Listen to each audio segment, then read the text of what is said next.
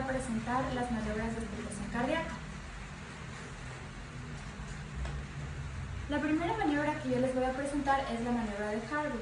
En esta maniobra el paciente debe estar con el tórax inclinado hacia adelante. Por favor, síganme inclinando su tórax hacia adelante. De esta forma se van a intensificar los ruidos de las válvulas emisionales.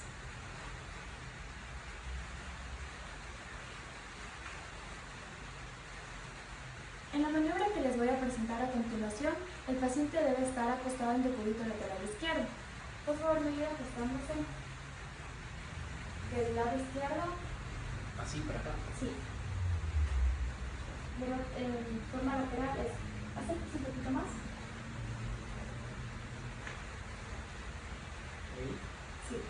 De esta forma, realizando esta maniobra se aumenta el ruido de latido de punta mitral.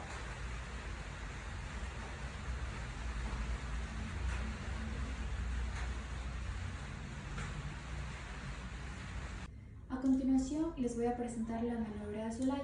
En esta, el paciente debe estar acostado en decúbito dorsal y debe levantar los miembros superiores e inferiores. Por favor, me ayuda levantando sus brazos y sus piernas. Realizando esta maniobra van a aumentar los ruidos del corazón izquierdo y también el gasto cardíaco.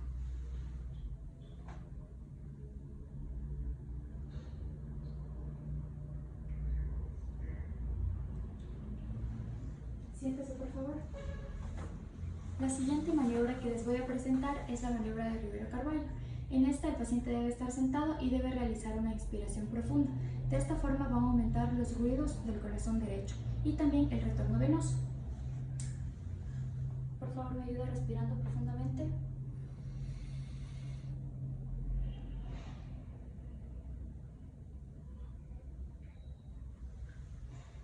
Gracias por su atención.